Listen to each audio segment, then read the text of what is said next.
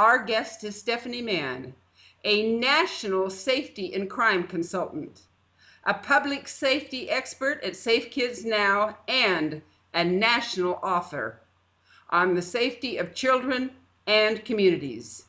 Stephanie has been officially honored by California's Attorney General John Van de Kamp, by the City of Oakland's Mayor Lionel Wilson, a special recognition from Congresswoman Ellen Tascher, and the International Peace Conference. Please welcome Stephanie Mann. Hi, Rebecca. It's so good to talk to you. It's wonderful to have you on this program. Stephanie, I would like you to inform the public what brought you to this position in your life that you have touched so many of us across the nation and even been involved in launching the National Neighborhood Watch Program, which is very famous. Please inform our public just what you do. Well, that goes back kind of a long way, Rebecca. It goes back to probably the early 70s. When I started in my community, we had about 17,500 people in our community. We had a crime wave, and we didn't have a local police department, but we had a lot of people that wanted to see something done about our problem. So we formed a committee, and we got neighborhoods organized. We got our friends going on pulling these neighborhoods together to watch out for each other. And we worked with 2 police officers that we had from the sheriff's department. We hired them, and not just police officers, but investigators to work with what we called the Neighborhood Responsibility Program. And as a result, within 2.5 years, our volunteers reduced crime 48%. So that's how I got started. That's a pretty magnificent start. Well, we got a lot of publicity at the time. We had calls from people all over the country because we got the sheriff's office put out information about what we'd accomplished. They wanted to know how we did it. So we wrote, Shirley Henke and I co-authored a book called Alternative to Fear, Guidelines for Safer Neighborhoods. And that was published with the help of our governor's wife, Mrs. Nancy Reagan. And Nancy Reagan put us in touch with the it was the California Youth Authority, and they published the book for us, and it was sent out to literally thousands of police departments. So, and we just, had so many calls and did a lot of publicity at the time. And actually the sheriff's department started doing what they called Neighborhood Watch. And I was kind of upset about the name Neighborhood Watch. It sounded so passive when we had called our program the Neighborhood Responsibility Program, because we thought it was everybody's responsibility to make sure that their neighborhood stayed safe. So that's how our concept got out there. But I continued to work for many years to change the fact that it wasn't just a neighborhood watch. It was much deeper than that, because children in the community really need neighborhood support.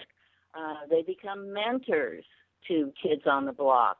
They become a group of people that care about each other. And when that happens, children grow up in an environment that is safe, people that care about what's happening to the kids. And we saw that change take place. That was a very important concept for all of us that were working on the program. The statistics have proven over and over again that the organizing of neighbors for their mutual benefit has had a profound difference everywhere. Your statistics have proven that, your books have proven that, and today you work constantly to keep that fact going in neighborhoods everywhere. It's absolutely critical, because what happens in our inner cities, and I've been working in the inner cities now since 1976, which is a long time ago, but I have seen what happens when people get behind locked doors, and the kids are out on the streets, and they form gangs for self-protection, and they don't have any guidance. They don't have anybody to give them some ideas of positive things to do. So what do? They start doing some negative things, which is, burglarizing. And matter of fact, in our community years ago, what I was just talking about, in my community of 17,500 people, it was mostly our children that were creating the problems in our own neighborhoods. So it's the same thing in the inner city. It's mostly the children or young people that are out there without guidance, without adults. No one is there to monitor their behavior and say, stop it. And you may remember when you were younger, or a lot of us when we were younger, if we went down the street and somebody saw us doing something like damaging property or stealing things out of garages, we stopped the behavior when they were little. We didn't wait until they were teenagers and formed gangs and become thugs before we did anything about it. That type of monitoring children's behavior worked then, and it works now. How do you teach the public to do this? How do you go in, start a program, and teach the public to do this in their neighborhoods? Well, the first step, basically, is to start a dialogue about it. And that's what you're doing, because this is very critical. People don't even think about it. Most of us work. We go out, and we are not always home.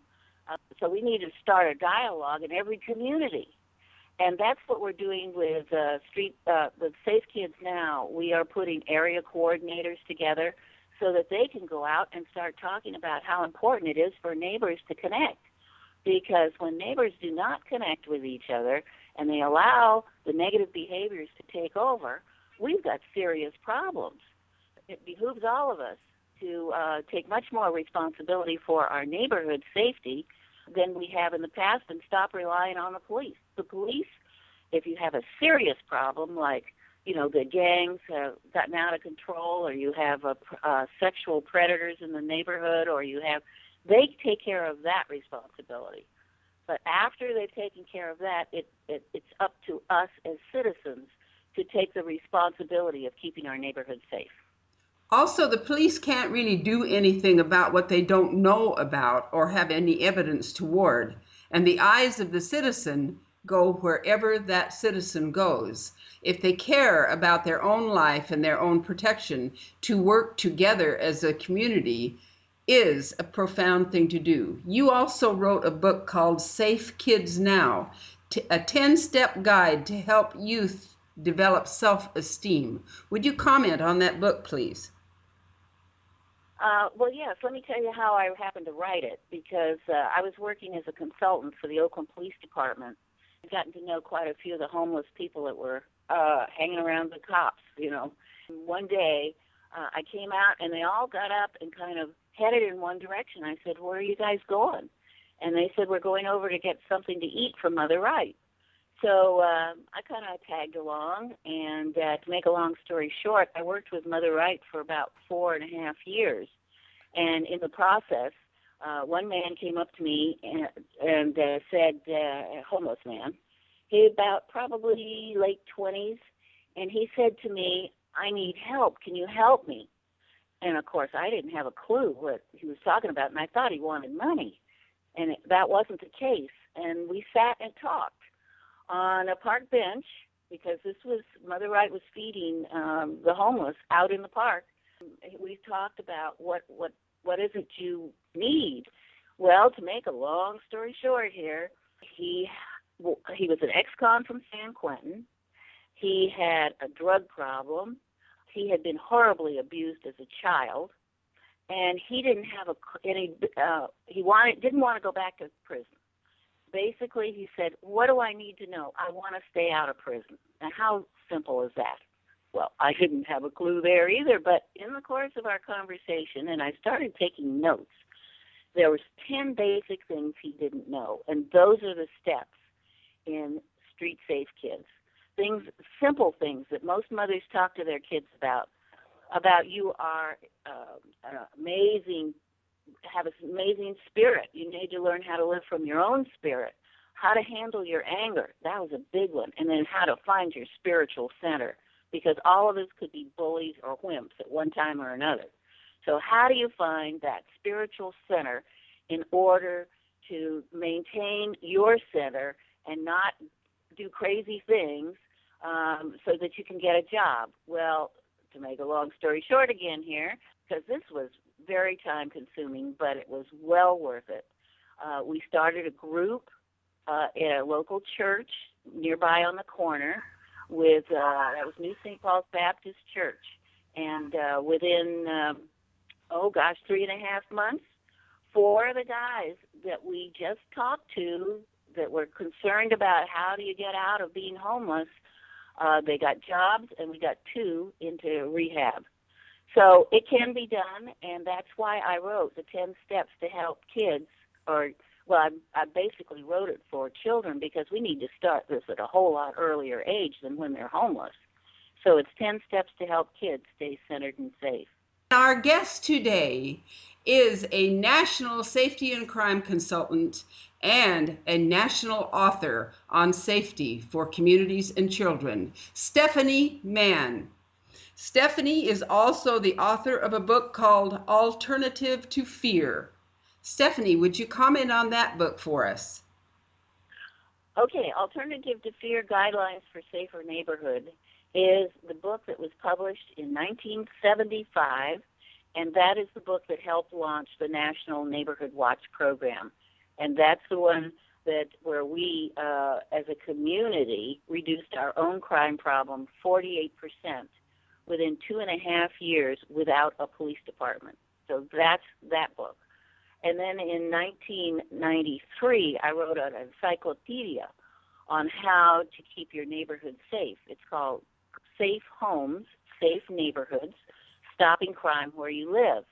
And that book was written as a result of working in Oakland, California, and being a consultant for the state and seeing so many people that didn't have a clue as to, how do you stop drug dealers? How do you make your kids safe? How do you create a garden?